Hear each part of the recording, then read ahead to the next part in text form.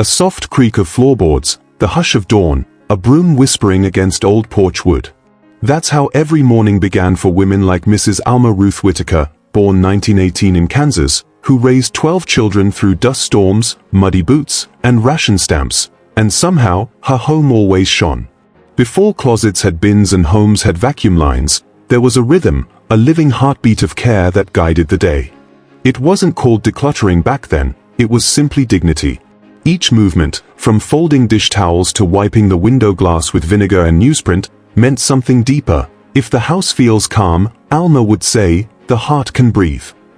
You can almost see her, apron tied, hair pinned, sunlight catching the steam of her morning wash. She didn't chase perfection, she built peace one quiet task at a time. And that, perhaps, is where we begin, right here, learning again that keeping a home clear isn't about how it looks, but how it feels.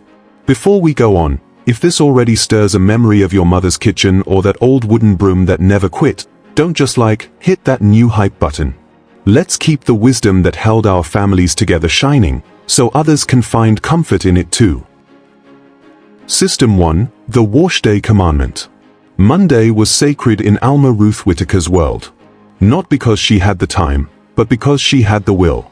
Monday was wash day, always, no excuses, no exceptions.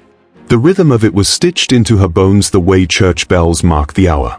Before the rooster finished crowing, she was already outside in her housecoat, dipping rainwater from the barrels she'd set out days before. No fancy detergents, no plug-in machines humming in the corner, just her cast-iron wash tub pulled close to the stove and a bar of sharp, handmade lye soap that had been cured all winter on the pantry shelf. She'd chip off a piece, drop it in steaming water, and watch it melt into a cloudy swirl of clean promise. Every Monday smelled the same: wood smoke, soap, and courage. Alma didn't sort by color, she sorted by feel. The roughness of denim meant her husband's work pants. The thin, soft weave of flannel told her which baby's blanket needed mending. She said you could tell a weak story by what you washed first. Heavy things meant the family had worked hard. Light things meant they'd rested a little. Her wash tub wasn't just a chore, it was her measure of order, her start to a new week. Clean clothes mean we've survived another one, she liked to say, wiping sweat from her brow with a towel that never stayed white for long. For Alma, laundry wasn't about spotless cloth, it was about setting a tone of care and control in a world that offered little of either. She believed the first task of any week should show your intention. If you start with something hard, she'd whisper to her eldest daughter, the rest feels lighter. You can almost hear the creak of the wringer, the slap of wet sheets against the line, the steady rhythm of hands doing what machines now rush through. Her fingers cracked from soap and cold water, but there was pride in those lines.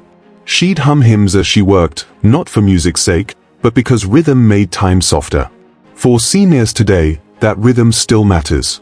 We may not pump water from barrels anymore, but reclaiming Monday, devoting one day to reset and restore, can bring the same peace. Maybe it's not a wash day now.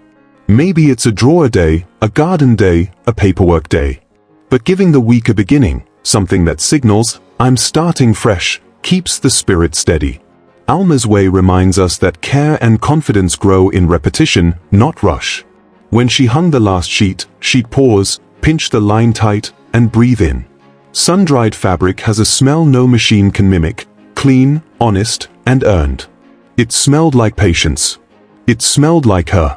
So as we stand in our own kitchens now, surrounded by gadgets and noise, maybe it's worth asking, what's your Monday law? What rhythm still tells your home the week has begun? Have you ever stopped to notice the scent of sunlight on fabric, or the calm that comes from completing one quiet ritual well? If you still remember the sound of the wringer, or that glorious snap of sheets in the wind, share your memory in the comments. Let's keep those moments alive together, because they weren't just chores. They were the heartbeat of a home. System 2, the Peg and Apron Rule. In Alma Ruth Whitaker's house, storage wasn't hidden behind sliding doors or built-in closets. It was simple, visible, and honest, wooden pegs lined neatly along the wall by the back door. Each family member had exactly 3 spaces, one peg for a coat, one nail for a hat, and one shelf for shoes. Nothing more, nothing less. Order wasn't about neatness, it was about respect. If it can't hang, it doesn't stay, she'd tell her youngest, tying his laces before he ran out to the yard. There were no piles of jackets waiting for a hanger, no lost scarves or wandering mittens. The rule was clear: everything had its place, and everything earned its place by being useful. The sight of that peg wall told her all she needed to know: who was home, who'd been working, who'd gone out into the world to do their part. But the heart of her system lived in something even smaller: the apron tied around her waist. It wasn't decoration, and it wasn't for company. It was her command center, her mobile organizer, her catch-all for a day's worth of living. One pocket held safety pins and scraps of string. Another, a folded rag for wiping flour dust from the counter. The deep pocket on the right was for found things: marbles, buttons, tiny toys, pennies, and the occasional nail that one of the boys had left on the windowsill. As she moved through her day, the apron filled like a storybook, bits and pieces of family life tucked inside, waiting to be returned to their rightful homes. But when the evening lamps were turned low, Alma's rule took hold: the apron never slept full. Before bed, she emptied each pocket, pins back in their tin, marbles in the drawer, scraps folded or tossed. The next morning began with clean fabric and a clear mind. If your apron's light, she'd say with a wink, your mind is too. It's funny how such a small rule carries so much wisdom. Today, we tuck clutter into baskets and drawers, but the result is often the same: tiny piles of unfinished thoughts, things half put away that quietly weigh us down. Alma's system wasn't about tidying, it was about letting go daily, a little at a time, so that nothing emotional or physical ever built up too heavy to carry. For seniors today, the same lesson holds: keep one small tool or basket that travels with you. As you move from room to room, gather what doesn't belong, and before you rest, put it all back where it should be. It's not about being perfect, it's about giving your mind the gift of calm before nightfall. You can almost picture her now, standing at the sink in fading daylight, apron strings crossed behind her, slipping the last clothespin into its tin. The house quiet, the world at peace. She didn't have shelves full of organizers, but she had something better: purpose and simplicity. That wall of pegs and that faithful apron were proof that order isn't about possessions, it's about rhythm. So, what about you? Did your mother or grandmother have an apron that never left her waist, or a single hook by the door that somehow kept the whole family running? Share it below, because sometimes the smallest systems carry the biggest lessons about how to live lightly, in both home and heart. System 3, the dough rising declutter. Every Wednesday, the smell of yeast and warm milk drifted through Alma Ruth Whitaker's kitchen long before noon. Bread day was her favorite day, not just because it filled the house with comfort, but because it gave her time to think. As her dough sat covered beneath a worn flour sack, rising slow and steady, Alma turned her attention elsewhere. While it rises, she'd murmur, I reckon what's worth keeping. It was a ritual as natural as breathing. No timers, no alarms, just the quiet expansion of dough telling her it was time to clear something out. She never wasted those in-between moments.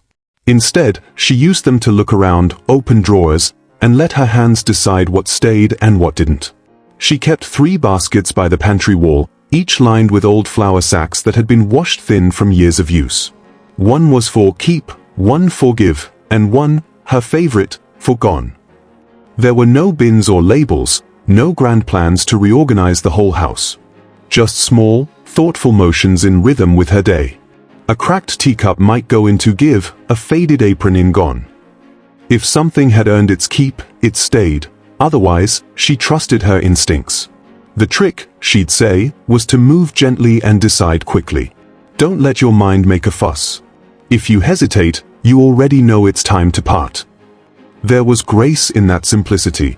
Alma's decluttering wasn't a project, it was a conversation between herself and her home. She believed that when you make space with your hands, your heart follows. Each drawer cleared felt like a small forgiveness. The same flower-scented air that helped her dough breathe seemed to lighten her spirit too. She didn't call it productivity, she called it keeping house with kindness. For those of us living in faster times, that lesson still holds power. We all have quiet minutes, waiting for the kettle to boil, for laundry to finish, for a phone call to end. Those pauses, if we treat them right, can become the soft pockets of order in our week. You don't need a whole afternoon to make progress, you only need a few mindful minutes. Try Alma's rhythm. Pick a small task that matches the calm moment you're already in. As your coffee brews, clear one kitchen drawer.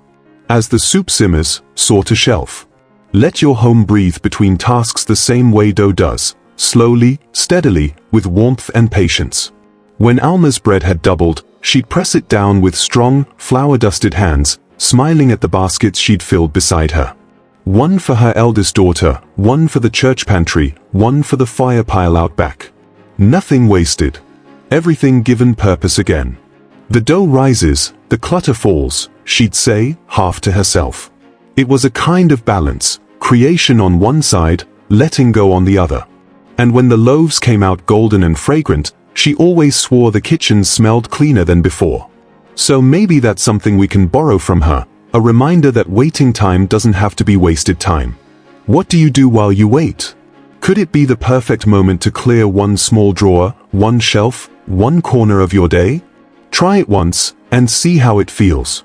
Because sometimes, the quiet work you do between moments is the work that restores your peace. System 4. The Mending Basket Law. Thursday afternoons in Alma Ruth Whitaker's home were slower, quieter, and deeply personal. That was the day she set aside for her mending basket, a woven willow thing that sat by the window in the good light, waiting all week to be opened. Inside were socks with thin heels, aprons with torn ties, tablecloths with frayed corners, and even a doll's dress missing its button. Nothing was ever junk in Alma's eyes. Every item had memory stitched into it, and she believed throwing something away before trying to repair it was like forgetting a promise. She'd hum as she threaded her needle, the sound soft and steady, matching the rhythm of her hands. If it can be fixed, she always said, it still has a story. The basket wasn't just for fabric, it was her quiet rebellion against waste and hurry. Mending, for her, was an act of gratitude. A patched knee meant a child had played hard. A darned towel meant a meal had been shared. The act of fixing reminded her that life's wear and tear was proof of living, not failure. When she was done, she'd fold each piece neatly and whisper, "You've earned another round." There was a sacred satisfaction in seeing something whole again. Alma's mending basket law kept her home from drowning in half-broken things. Nothing lingered forgotten in drawers or corners. Instead, once a week, she faced those small imperfections head-on. It kept her space lighter, her mind clearer. More than that, it gave her hands a purpose beyond cleaning, a slower rhythm that demanded patience and rewarded peace. Her daughters used to giggle, saying, "Mama, you'd rather fix a hole than buy new." And she'd just smile, "Buying's easy. Mending means you care." For seniors today, that wisdom feels more relevant than ever.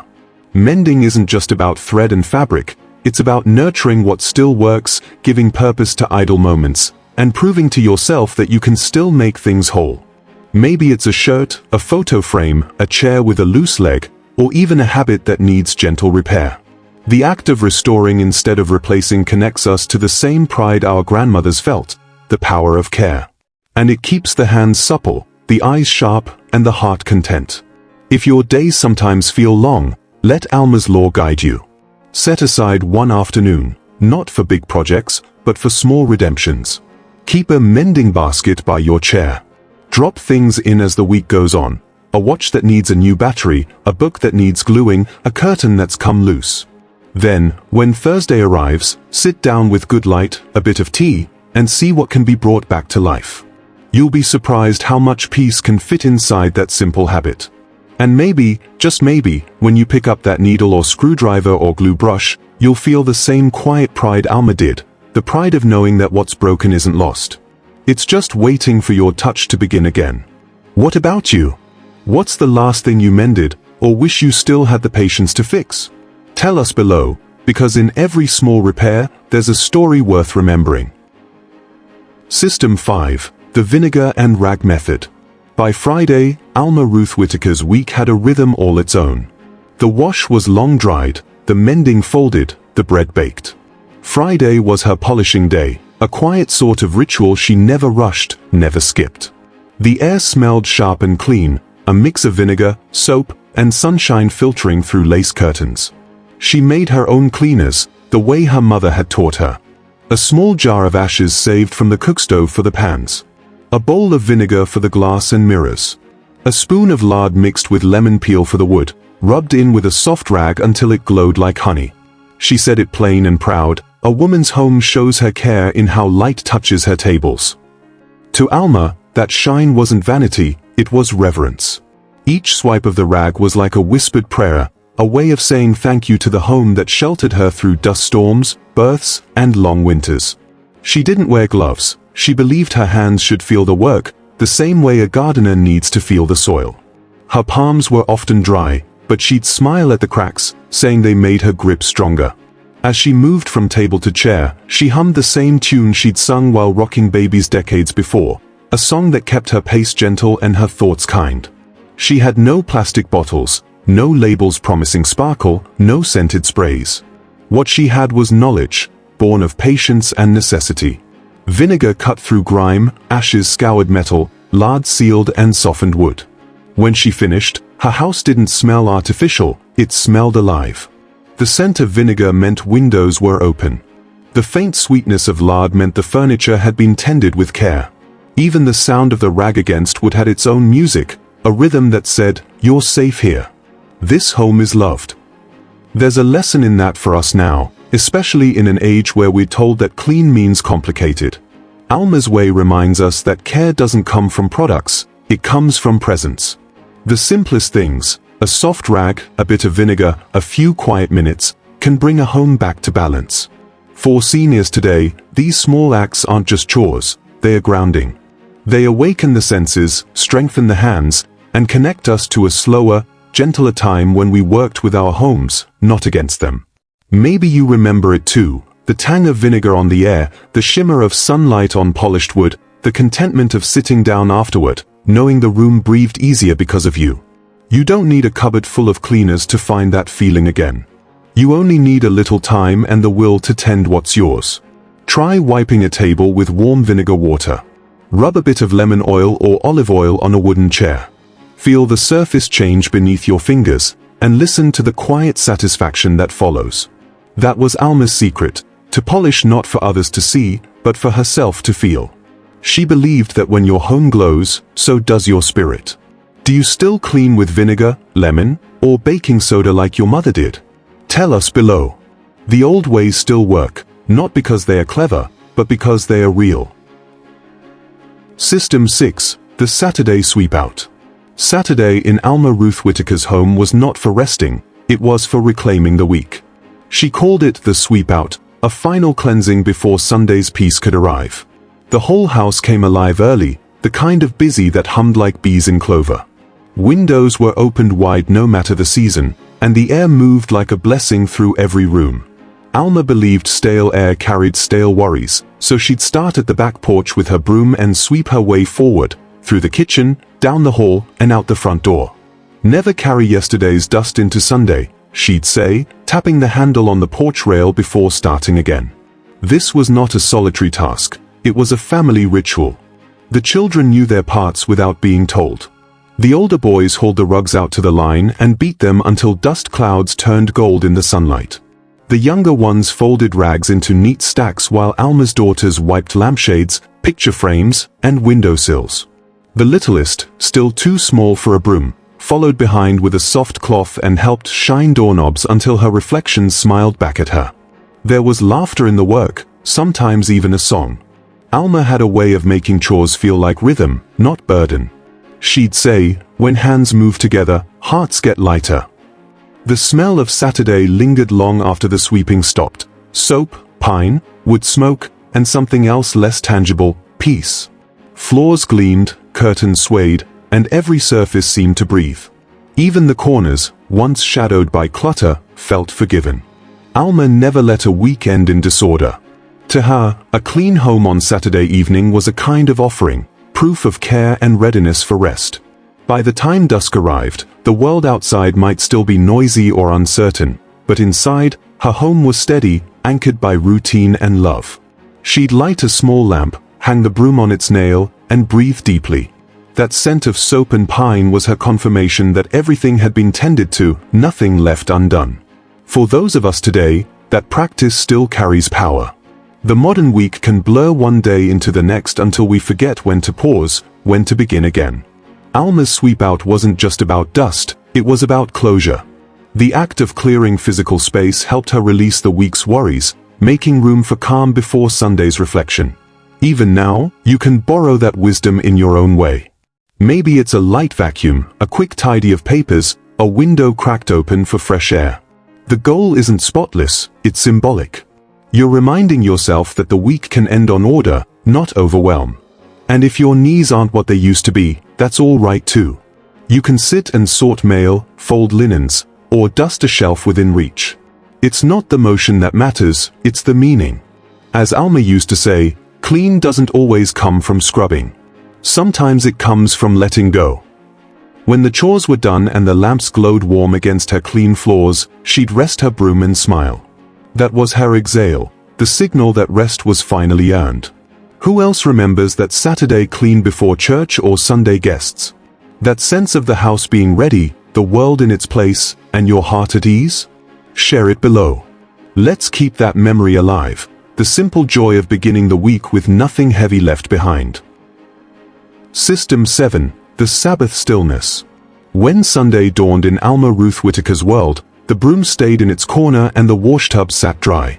The house, which had buzzed with motion all week, settled into a hush that felt almost holy. Alma called it Sabbath stillness, and she guarded it as fiercely as she swept on Saturdays. No broom, no dusting, no chores, she'd say, tightening her apron once, then untie it and hang it neatly on its hook. Her hands, so often rough from work, rested soft in her lap. Clean, she would remind anyone who fidgeted, is not the absence of dirt, it's the presence of peace. The morning began slow, never rushed. She'd open the front door to let the light in, but not for cleaning, just to let the day breathe. Coffee percolated on the stove, its rhythm patient and steady. The children dressed in their Sunday best, shoes polished the night before, voices lowered to match the calm. Even the air seemed to move slower. The house had a different sound. No scrubbing, no sweeping, just gentle footsteps, maybe the turn of a Bible page, or the low hum of a hymn drifting through the parlor. Sunday was a pause, a declaration that work did not own her. Alma believed that a clean home meant nothing if the heart stayed cluttered. Her Sabbath wasn't about church rules or routine, it was about reclaiming her stillness after 6 days of giving everything she had. She taught her daughters that resting was not laziness, it was wisdom. Even the good Lord stopped to admire his work, she'd say with a smile, pouring a cup of coffee into her chipped porcelain mug. We should do the same. That day, meals were simple but hearty: biscuits, cold ham, and the last of the week's pie. The kitchen stayed tidy because everything had been done in advance. The point wasn't perfection, it was presence. Alma listened to the ticking clock, the laughter of her children in the yard, the sigh of wind through the open window. The rhythm of life slowed until she could hear herself think again. It was her way of wiping the mind's slate clean. For many of us today, the week no longer has edges. Work, errands, and noise spill from one day to the next until Sunday feels no different from Monday. But there's a quiet power in drawing that line again. You don't have to stop the world, just give yourself permission to rest from it. Turn off the hum, set aside the phone, leave the dishes till morning. Sit in a chair that catches the light and let the stillness do its work. You might find that your mind, like Alma's home, begins to settle and shine again. There's a kind of beauty in stillness that can't be scrubbed or polished into being, it has to be invited. That was Alma's real secret. She understood that peace wasn't what came after the work, it was part of the work itself. The stillness was her final system, the glue that held the others together. Without it, the week would never have balance. So tell me, do you still keep your Sundays quiet, or has the week blurred together? Do you ever let yourself just sit, breathe, and admire the home you've already tended? Maybe today is the day to begin again. The dust can wait. Peace cannot. System 8. The Lantern Rule. When night settled across the Whitaker farmhouse, Alma Ruth had one last ritual before she allowed herself to rest. The house, after a long day of sweeping, baking, and tending, grew hushed. The soft creak of the floorboards beneath her slippers was the only sound left as she made her quiet rounds from room to room, lantern in hand. The glow was faint, amber and trembling, but enough to catch the edges of things. A chair slightly out of place, a cup left on the table, a coat still hanging from a child's peg. She didn't hurry. She simply looked, breathed, and whispered the words she'd spoken every night since her newlywed years. If I don't need it in the dark, I don't need it tomorrow. It wasn't just about clutter. It was a kind of nightly clearing, for the mind as much as the home. The lantern's circle of light gave her permission to see what truly mattered and to release what didn't. A small pile of mail, a trinket without meaning, a thought that had followed her too long, all fell into the same quiet truth. Tomorrow, she'd smile softly, deserve space to breathe. When her children were small, they thought she was hunting for lost toys. But as they grew, they realized she was tending something far more precious, peace. Alma believed that every home, like every heart, needed a moment of dim light to reset before dawn returned. The lantern rule wasn't about perfection, it was about trust. Trusting that you didn't need every object to feel safe, and you didn't need every thought to feel prepared. When she reached the final room, always the kitchen, she'd lower her flame, trace a finger across the table's edge, and take one last look. If the space felt calm, she knew she'd done enough. Then she'd blow out the lantern, the room fading to darkness except for the faint moonlight catching her jars and dishes. That silence was her reward, her proof that the day had been good and nothing heavy needed to follow her into morning. For those of us today, that same simple practice can bring surprising comfort. We end our days surrounded by screens and noise, often with our minds still buzzing from 100 unfinished tasks. But imagine walking through your home with Alma's wisdom in mind. No phone, no hurry, just soft light and intention. Ask yourself quietly, what can I put down for tonight? Maybe it's a worry, a regret, a pile on the counter, or an obligation that doesn't fit your heart anymore. The lantern doesn't have to be real. It can be a moment before bed when you pause, breathe, and let go of one small thing. Alma knew that clarity came not from what she kept, but from what she released. That was her secret peace, the knowledge that you can't see everything in the dark, and that's all right. Not everything is meant to be carried into the next day. So tonight, try her lantern rule. Walk softly through your space or simply close your eyes and picture it. What could you let go of before morning? A thought, an object, a feeling that no longer serves you? Leave it in the dark and wake to a little more room for light. That's how Alma lived her whole life, ending each day lighter than she began. When all the lamps in Alma Ruth Whitaker's home were dark and the quiet finally settled in, her house held a kind of stillness that can't be bought or bottled. It wasn't born of spotless rooms or fancy products. It came from rhythm, gratitude, and pride. Every corner, every task, every small act of care was woven into a week that worked like a heartbeat. Wash on Monday. Mend on Thursday. Sweep on Saturday. Rest on Sunday. The house breathed because she gave it order, and she gave it order because it gave her peace. There was nothing showy about it. Her furniture was worn, her dishes mismatched, her curtains faded from sun. But everything she touched carried the warmth of intention. That was her real secret. She didn't clean to keep up appearances. She cared because her home was a reflection of her heart. Today, when we rush and multitask and chase the next thing, it's easy to forget that kind of peace. But the truth is, it's still there, waiting in your hands. You were raised on this wisdom, even if you've forgotten the words. It lives in the way you fold a towel just so, or the way you pause before throwing something away, asking if it still has use. It lives in your patience, in your rhythm, in the quiet dignity that comes from tending what you love. That's the inheritance of Alma's generation, not wealth, not luxury, but the courage to create calm with almost nothing. That's what she left behind for all of us. And maybe that's why her story still matters. Her systems weren't systems at all, they were values disguised as habits. Gratitude, discipline, reverence for what lasts. These aren't outdated ideas. They are timeless anchors for any of us who want our homes, and our hearts, to feel settled again. Maybe you still hang laundry on a line when the weather's right, or save scraps for soup, or polish wood with a soft cloth instead of buying new. Those aren't old ways, they are strong ways. They remind us that peace doesn't come from convenience. It comes from connection, to our spaces, to our work, to the people who taught us how to care. So before you go, take a moment to let that truth sink in. You don't need a bigger house or more storage. You need rhythm. You need presence. You need to remember that clean isn't the goal, it's the result of living with care. And if Alma were here today, she'd tell you the same thing. That your home, no matter how small or cluttered or imperfect, can become a sanctuary again, one small act of gentleness at a time. Before you go, here's how you can help keep this wisdom alive. Tap that new hype button, hit like, and subscribe so this message doesn't disappear with our generation. Every hype, every comment, every memory you share keeps the story of women like Alma burning bright. Because what they built wasn't just order, it was peace. And in the end, that's the real lost art. Not decluttering, not cleaning, but living with care, with gratitude, and with heart.